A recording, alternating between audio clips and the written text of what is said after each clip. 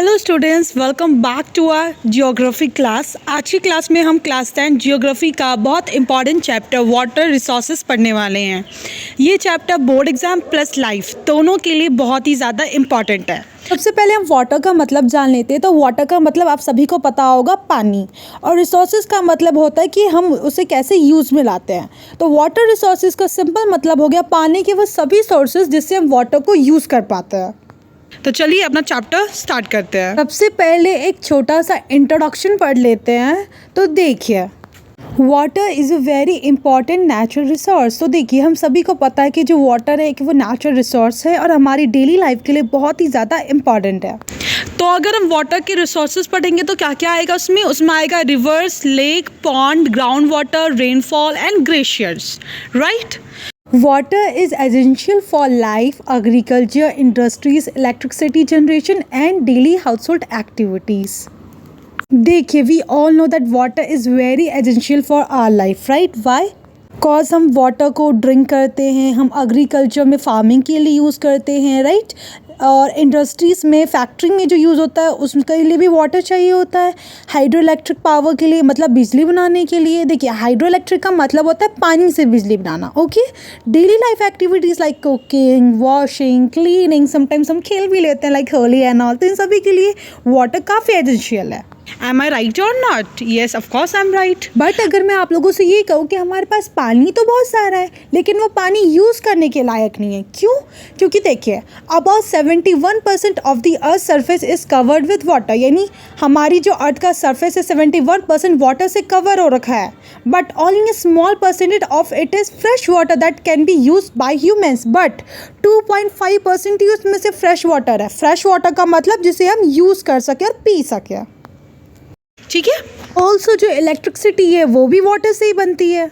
ये देखिए, मैंने अभी आपको बताया कि जो वाटर है वो काफ़ी ज़्यादा एसेंशियल है हमारी लाइफ के लिए। क्यों? क्योंकि वो हमारी डे टू डे लाइफ में बहुत ही ज़्यादा यूज़ होता है, like agriculture, industries, electricity generation and daily household activities like cooking, washing, cleaning, sometimes we play also like Holi, है ना। तो इन सब चीज़ों में वाटर बहुत ही ज़्यादा यूज़ होता है, तो वो काफ़ी ज़्यादा हमारा प्रेशियस है। लेकिन because of increasing population and human activities, water has become a scarce resource. Therefore, a proper management and conservation of water resource is really important for us. But अब इतनी ज़्यादा पॉपुलेशन बढ़ गई, इतनी ज़्यादा ह्यूमन एक्टिविटीज़ हो रही है हमारी लाइफ में कि जो वाटर है ना वो स्कैर्स रिसोर्स बन गया हमारी लाइफ का। सिंपल लैंग्वेज में बोलूँ तो वाटर स्कैरिटी हो रही है। वाटर स्कैरिटी का मतलब होता है वाटर की कमी। अब मैं आपको अच्छे से समझाती हूँ कि वाटर स्कैरिटी होता क्या है। देखिए, स्कैरिटी का मतलब होता है कमी। जब वाटर की अवेलेबिलिटी कम हो जाती है उस वाटर को स्कैरिटी कहते हैं। बेसिकली जब लोगों में डिमांड ज़्यादा हो वाटर की बट उतनी ज़्यादा अवेलेबिलिटी ना हो तो हम उसे वाटर स्कैरिटी कहेंगे। और लेकिन सप्लाई उतना ना हो पाए तो हम वाटर स्कैरिटी कहते हैं। अब ये वाटर स्कैरिटी क्यों हो रहा है? क्योंकि हमारी जो इतनी ज़्यादा बढ़ती पॉपुलेशन है उसके कारण जो इतनी सारी ह्यूमन एक्टिविटीज़ और इसके कारण वाटर स्कैरिटी हो गई है। अभी हमने ये तो पढ़ लिया कि वाटर स्कैरिटी आखिर होता क्या है, लेकिन इस वाटर स्कैरिटी को हम ख़त्म कैसे कर सकते हैं? तो इस वाटर स्कैरिटी को ख़त्म करने के लिए हमें एक प्रॉपर मैनेजमेंट की ज़रूरत पड़ेगी और कंजर्वेशन करना पड़ेगा। किसका? वाटर रिसोर्सेज का। चलिए डेफिनेशन पढ़ लेते हैं। Water scarcity means a situation where a sufficient water is not available to meet the needs of people. तो वाटर स्कैरिटी का सिंपल मतलब होगा ऐसी सिचुएशन जब सफिशिएंट वाटर ना मिल पाए लोगों की नीड को कंप्लीट करने के लिए। अब देखिए, there are so many causes of water scarcity. First क्या है हमारा? सबसे पहला तो होगा इंक्रीजिंग या ग्रोइंग पॉपुलेशन, मतलब more people means more demand for water. अब जितने ज़्यादा लोग होंगे उतनी ज़्यादा वाटर की डिमांड बढ़ती जाएगी। एम आई राइट और नॉट? नेक्स्ट इज अर्बनाइजेशन, मतलब growing cities require large amount of water for domestic and industrial use. मतलब इतने सारे जो सिटीज़ का विकास हो रहा है, सिटीज़ जो ग्रो कर रही है तो उसके लिए भी बहुत ही लार्ज अमाउंट ऑफ वाटर की नीड होती है। तो इसके कारण भी वाटर स्कैरिटी हो रही है, राइट। देखिए, अर्बनाइजेशन का मतलब होता है गांव से शहर को बनाना, ठीक है। सिंपल मीनिंग बोलूँ, जब हम गांव को शहरों में बदलते हैं तो उसको हम अर्बनाइजेशन कहते हैं। नेक्स्ट इज इंडस्ट्रियलाइजेशन, मतलब industry consume a lot of water and also pollute water sources. आपने पढ़ा होगा पहले कि जो इंडस्ट्री से जो गंदा पानी निकलता है वो लोग नदियों में छोड़ देते हैं, और उससे पहले वो बहुत सारा वाटर लेते हैं। जब वो वाटर डर्ट में बदल जाता है फिर उसको पानी में छोड़ देते हैं, जैसे बाकी वाटर भी जो है वो भी पल्यूट हो जाती है। तो इसके कारण भी वाटर स्कैरिटी हो रही है। इंडस्ट्री का मैं अगर शॉर्ट फॉर्म में बताऊं तो फैक्ट्रीज़ का बढ़ना, फैक्ट्रीज़ की जो ग्रो हो रही है, जो ओवर एक्सप्लॉयटेशन हो रहा है of ground water like borewell, tubewell का जो ज़्यादा यूज़ हो रहा है ना, इन सब के कारण हो रहा है। ठीक है, मतलब basically excessive use of tube wells and borewells reduce ground water levels, मतलब इन सब की ज़्यादा यूज़ के कारण जो हमारा ग्राउंड वाटर लेवल है ना, उसकी क्वालिटी में काफ़ी ज़्यादा गिरावट आ रही है। तो नेक्स्ट इज अनइक्वल या अनइवन डिस्ट्रीब्यूशन ऑफ रेनफॉल। देखिए, अनइवन डिस्ट्रीब्यूशन ऑफ रेनफॉल में क्या होता है, some areas receive less rainfall leading to drought condition. मतलब हर जगह बराबर बारिश नहीं होती, इसके वजह से कुछ कुछ एरिया ड्रॉट हो जाता है, यानी कि सूखा पड़ जाता है उस एरिया में जहाँ पे बारिश नहीं होती। ठीक है, जैसे एग्जांपल्स क्या हैं उसके, जैसे Rajasthan, parts of Maharashtra face acute water scarcity. यहाँ पे वाटर स्कैरिटी हमें देखने को मिलती है क्योंकि यहाँ पे रेनफॉल नहीं होता। ठीक है, देखिए अब हमें वाटर कंजर्वेशन की नीड क्यों है। देखिए, water conservation means using water carefully and preventing wastage. मतलब वाटर कंजर्वेशन का सिंपल मतलब होता है कि जब आप पानी का यूज़ बहुत ही केयरफुली होकर करते हो और पानी की एक बूंद भी वेस्ट नहीं होने देते हो, तो उसको हम बोलते हैं वाटर कंजर्वेशन। अब देखिए इम्पॉर्टेंस क्या है वाटर कंजर्वेशन की। देखिए, ensures availability of water for future generation. अगर आप वाटर कंजर्वेशन करेंगे तो आपकी जो फ्यूचर जनरेशन है उनको भी पानी मिलने की चांसेस होंगे, वरना वो तो ऐसे ही प्यासे मरेंगे, right. Maintain ground water levels, जो हमारे ग्राउंड वाटर है के लेवल्स है वो मेंटेन रहता है। Helps in agriculture and food security, अगर पानी होगा तो जाहिर सी बात है एग्रीकल्चर में और जो फूड सिक्योरिटी उसमें हेल्प होगी। And reduce the risk of droughts, जो मतलब सूखे पड़ने के चांसेस है वो काफ़ी ज़्यादा कम हो जाएंगे। अब हम पढ़ने वाले हैं मल्टीपर्पज़ रिवर प्रोजेक्ट्स। तो मल्टीपर्पज़ का मतलब होता है एक से ज़्यादा काम, मतलब ऐसे प्रोजेक्ट जिनका एक से ज़्यादा काम हो। Multi-purpose river projects are large dams built across rivers to serve many purposes. Multipurpose river projects वो बड़े डैम्स होते हैं जो नदी पर बनाए जाता है और जिनका काम एक से ज़्यादा होता है, उन्हें ही हम मल्टीपर्पज़ रिवर प्रोजेक्ट्स कहते हैं। अब हम इनके ऑब्जेक्टिव्स पढ़ने वाले हैं, मतलब हम ये किस रीज़न की वजह से करें, क्या रीज़न है कि जिसकी वजह से मल्टीपर्पज़ प्रोजेक्ट्स कर रहा है। सबसे पहला रीज़न है इरिगेशन। एग्रीकल्चर के लिए irrigation is really important. Now the other one is generation of hydro electric power. अभी मैंने आपको बताया जो बिजली है, जो इलेक्ट्रिसिटी है वो वाटर से बनती है, तो इस बिजली के जनरेशन के लिए भी water is really important. The next one is flood control, मतलब फ्लड को कंट्रोल में लाने के लिए भी ये प्रोजेक्ट्स काफ़ी ज़्यादा इंपॉर्टेंट होता है। The next objective is water supply for domestic and industrial use, मतलब डोमेस्टिक एंड इंडस्ट्रियल यूज़ के लिए भी ये प्रोजेक्ट काफ़ी ज़्यादा इंपॉर्टेंट होता है। The other one is navigation, मतलब जो हम जल द्वारा जो परिवहन करते हैं उसके लिए भी प्रोजेक्ट्स काफ़ी ज़्यादा इंपॉर्टेंट होता है। अगर मैं आपको कुछ एग्जाम्पल्स बताऊँ तो उसमें क्या क्या आएगा, भाखड़ा नांगल डैम जो सतलुज रिवर पर बनाया जा रहा है, हीराकुद डैम जो महानंदी रिवर पर बनाया जा रहा है, और सरदार सरोवर डैम जो नर्मदा रिवर पर बनाया जा रहा है, और दामोदर वैली प्रोजेक्ट, इसके एग्जाम्पल्स है।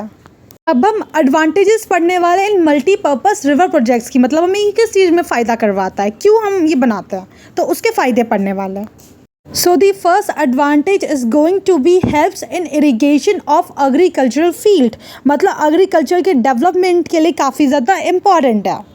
The next one is controls floods by regulating river flow, flood को ये कंट्रोल करता है। Produce clean and renewable energy, ये कौन सी एनर्जी प्रोड्यूस करता है, क्लीन एंड रिन्यूएबल।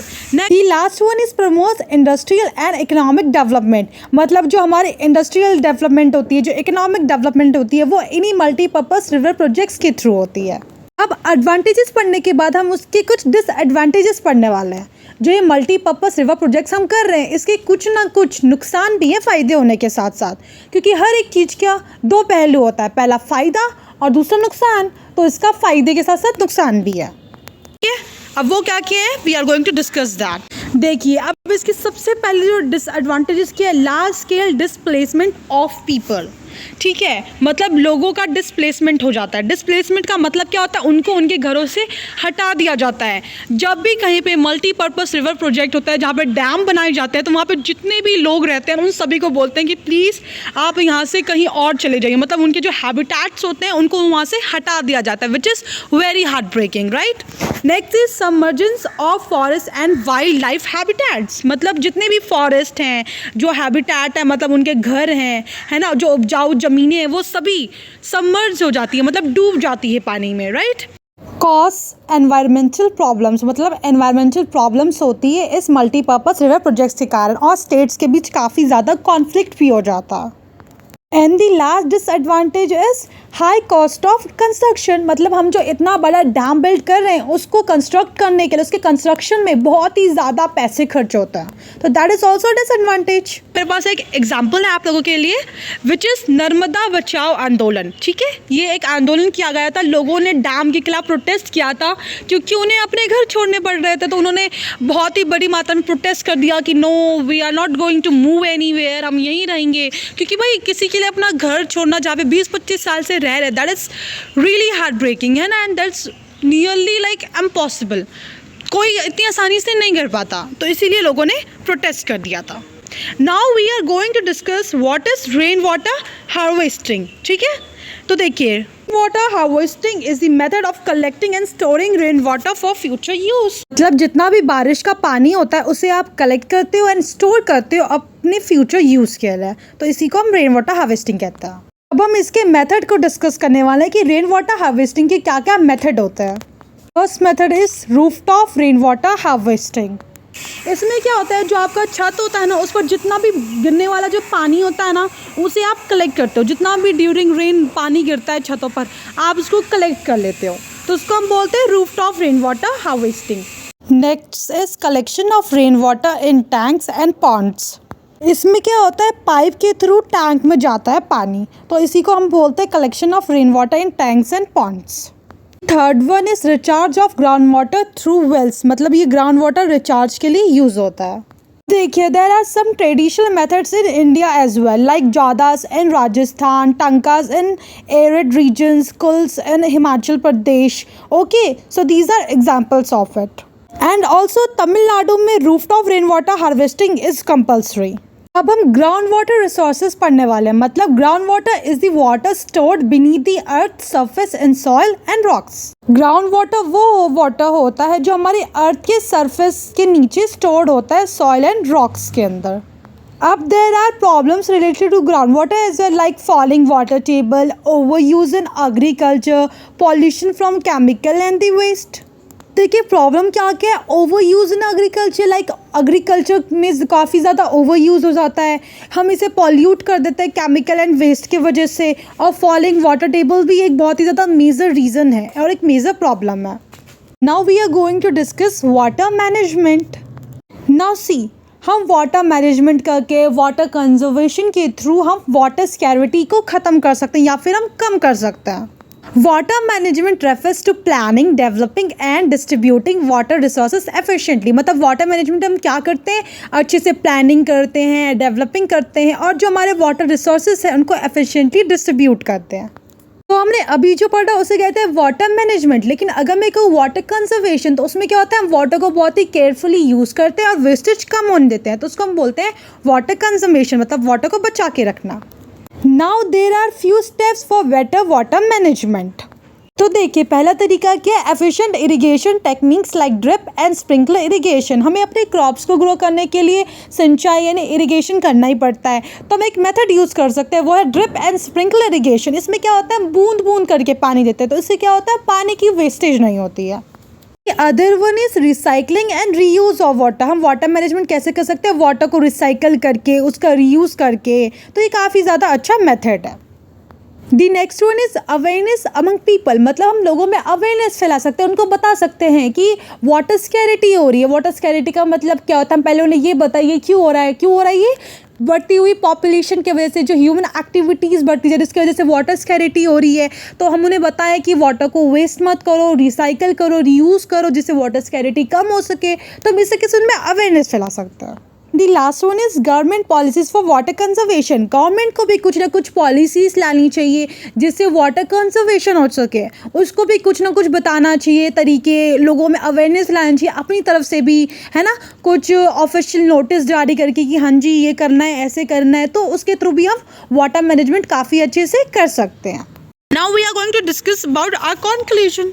ठीक है, देखिए water is limited and precious resource, मतलब वाटर एक लिमिटेड और प्रेशियस रिसोर्स है हमारी लाइफ का, right. With increasing demand water scarcity has become a serious problem, क्योंकि आज हमारे देश में पानी को कोई भी कंजर्व नहीं कर रहा है, right.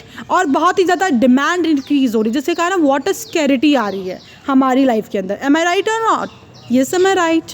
Sustainable use, conservation methods and public awareness are necessary to ensure water availability for present and future generations. देखिए, अगर हम वाटर स्कैरिटी को ख़त्म करने के लिए नेसेसरी स्टेप्स नहीं उठाएंगे, like water management, water conservation, awareness फैलाएंगे नहीं, तो क्या होगा, आज की जनरेशन और हमारे फ्यूचर जनरेशन के लिए वाटर बचेगा ही नहीं।